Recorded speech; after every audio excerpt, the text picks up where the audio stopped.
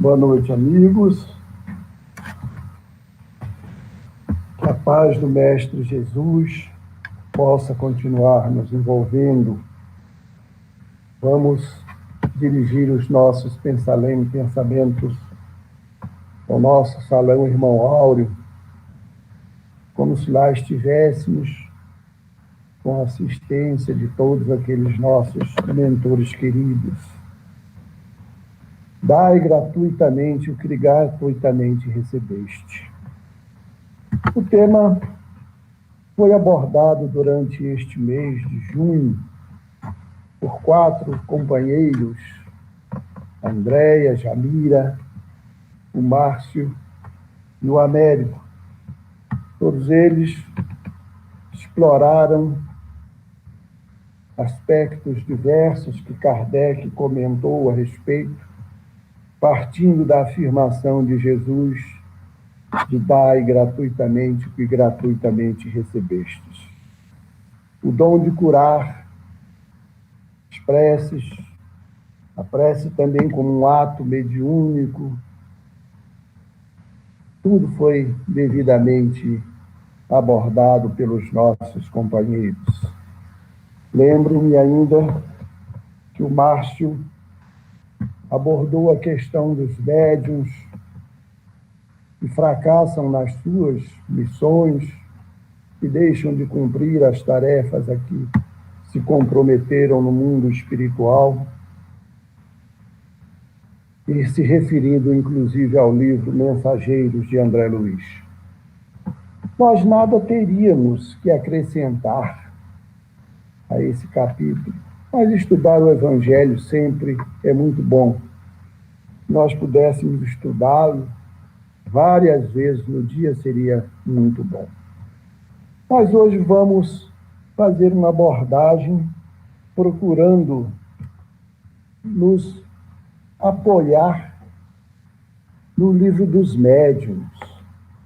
O Livro dos Médiuns é o maior tratado sobre mediunidade que foi escrito na história da humanidade. Antes de Kardec, algumas tentativas existiram no sentido de falar sobre esse dom, escrever sobre esse dom. Mas Kardec foi quem conseguiu estabelecer um rigor científico ao tratar do tema e se aprofundar de uma maneira tal que, a partir de O Livro dos Médiuns, a humanidade pôde exercer os dons mediúnicos com absoluta segurança, retirando aquele tom de misticismo, de mistério até então existente.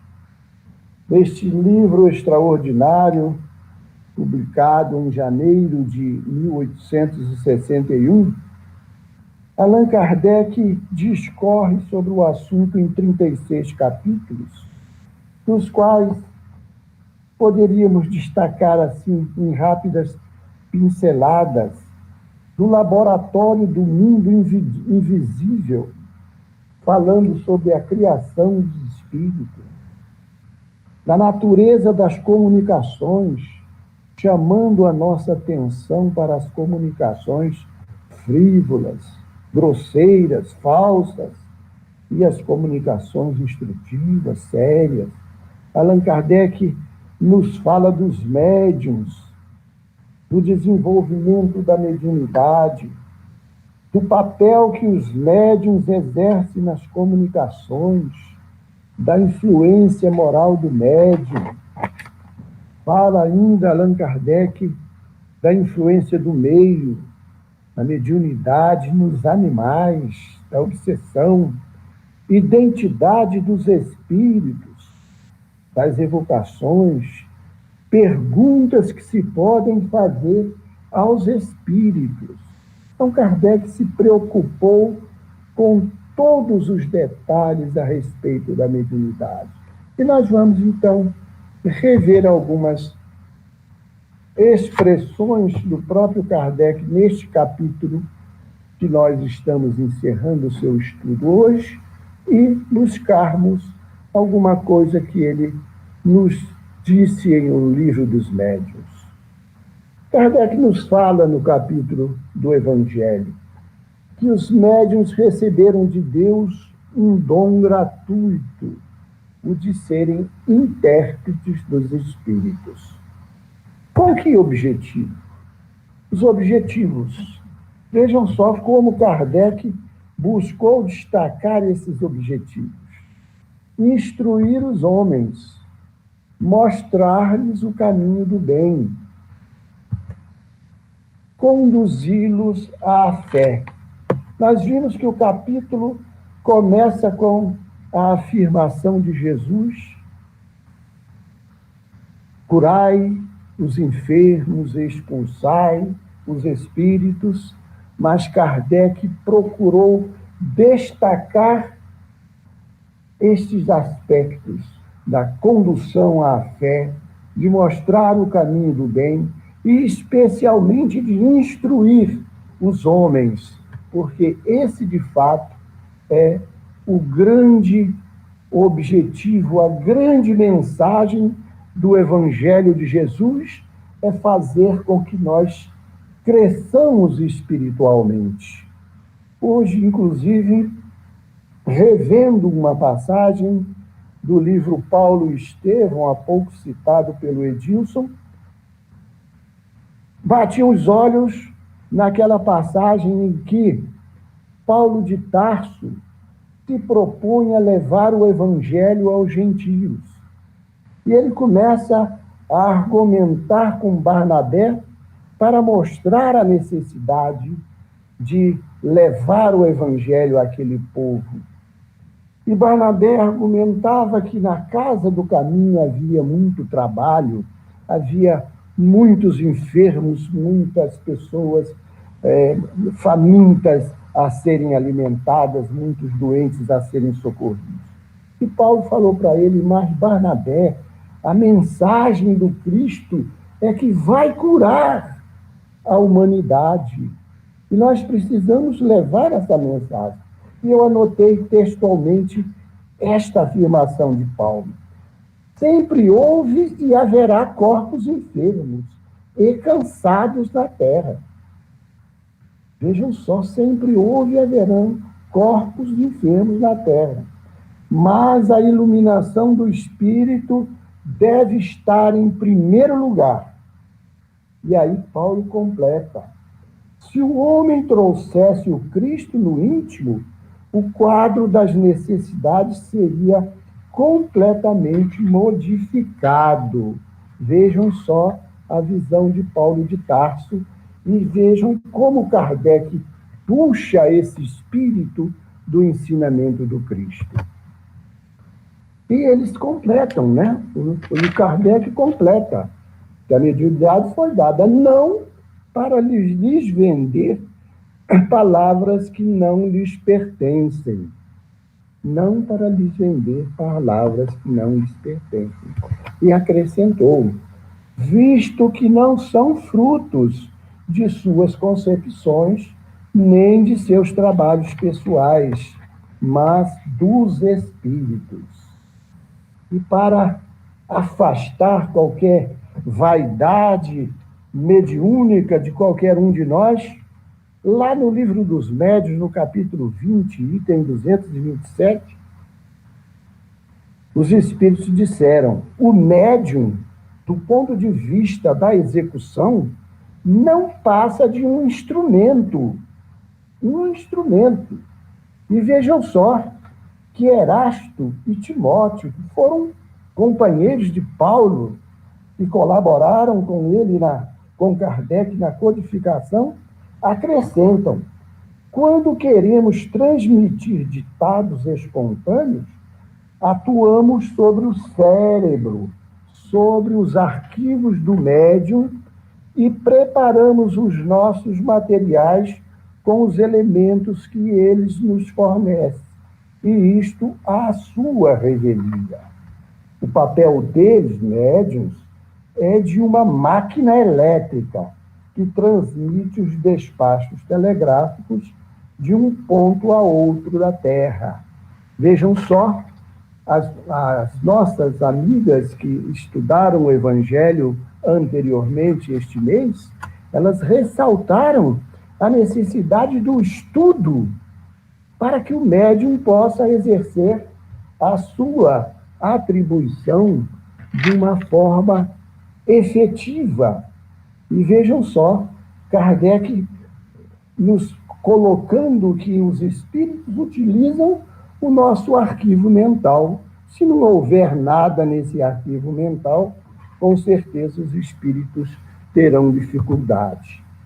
A vontade divina, observa Allan Kardec, quer que a luz das verdades espirituais chegue a todos e que os mais pobres não fiquem dela privados porque não podem pagar, né? Vejam só que a mediunidade é para todos. Agora, algumas pessoas podem questionar, mas existem pessoas que demonstram não fazer jus a essa mediunidade porque utilizam mal a mediunidade. Aí Kardec observa o seguinte para nós lá no livro dos Médiuns, também no capítulo 20. Em primeiro lugar, ele nos fala que a faculdade mediúnica, propriamente dita, ela se radica no organismo, ela independe do moral. O moral vai fazer diferença na utilização que fizermos dessa mediunidade. Mas os espíritos acrescentam, se há pessoas indignas que a possuem e que disso precisam mais do que as outras para se melhorarem. Pensas que Deus recusa meios de salvação aos culpados? Foi a pergunta. E o próprio Espírito respondeu. Ao contrário, multiplica-os no caminho que eles percorrem. Então, quando recebemos o dom da mediunidade, é para o benefício do nosso progresso, é para que nós nos utilizemos bem da mediunidade para que possamos progredir. E a Kardec acrescenta, os espíritos superiores sentem repulsa por tudo que é de interesse egoístico. E nos falam ainda, afastam-se daqueles que cobram pelo exercício da mediunidade. Vejam só, afastam-se daqueles que cobram pelo exercício da mediunidade. Aí, no livro dos Médiuns, no capítulo 20, que estamos utilizando muito, os espíritos nos falam na questão da afinidade. Afinidade essa que nós, médiuns, estamos na obrigação permanente de conquistar.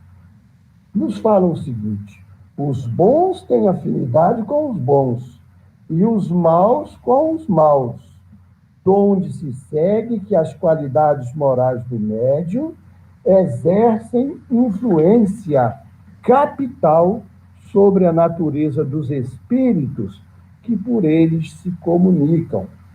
E acrescentam ainda, onde, porém, a influência moral do médium se faz sentir realmente, é quando ele substitui, pelas que lhe são pessoais, as ideias que os espíritos se esforçam por lhe sugerir, e também quando tira da sua imaginação teorias fantásticas que, de boa fé, julga resultarem de uma comunicação intuitiva. E os espíritos dizem de uma forma textual. Riscar-se sem piedade toda palavra, toda frase equívoca e só conservar do ditado o que a lógica possa aceitar ou o que a doutrina já ensinou. Vejam só, queridos amigos, queridos companheiros médiuns, que somos todos nós, a responsabilidade que nos é colocada diante do exercício da mediunidade. A condição para se ter a benevolência dos bons espíritos: humildade, devotamento, abnegação.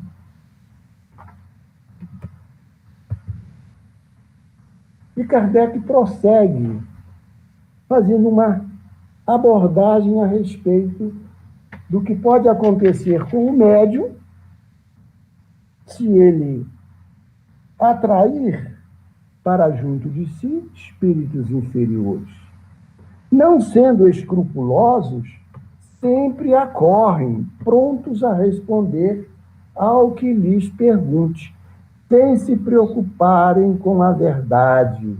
Vejam só que risco se corre quando a mediunidade é exercida sem estar sob a ótica do Evangelho de Jesus e sob a orientação científica que Kardec nos fornece no Livro dos Médiuns.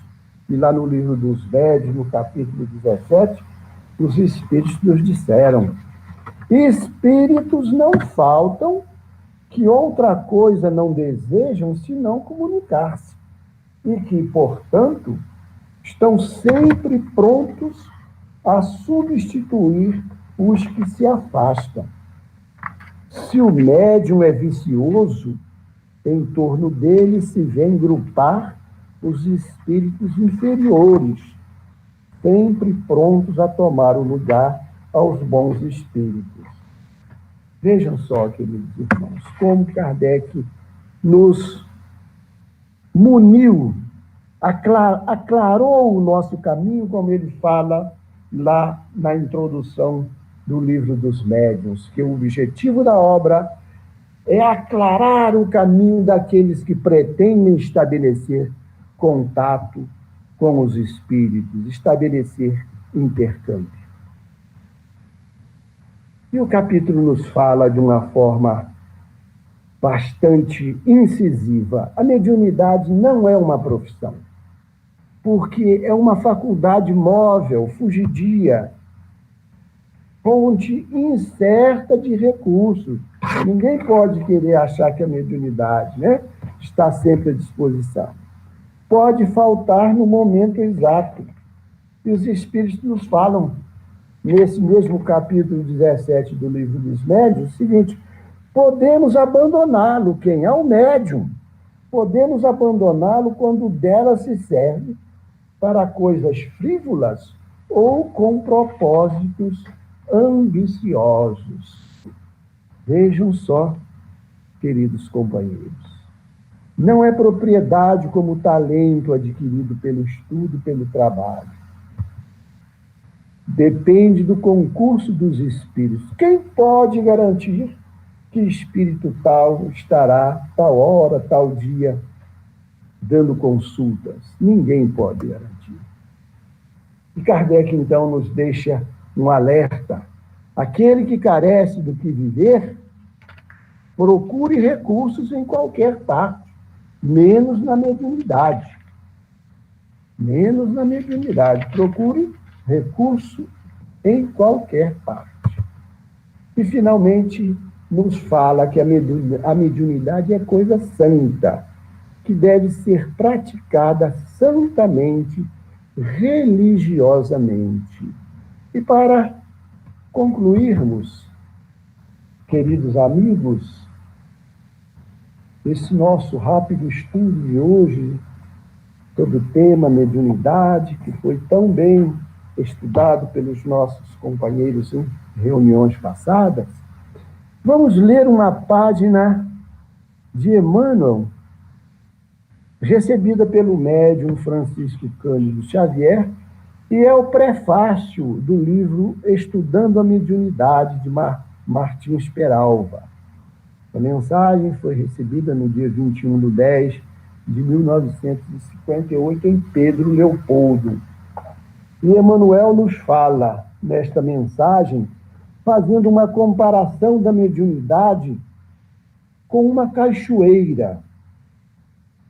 Sim, meu amigo, observa a cachoeira que surge aos teus olhos. É um espetáculo de beleza, guardando imensos potenciais de energia. Revela a glória da natureza.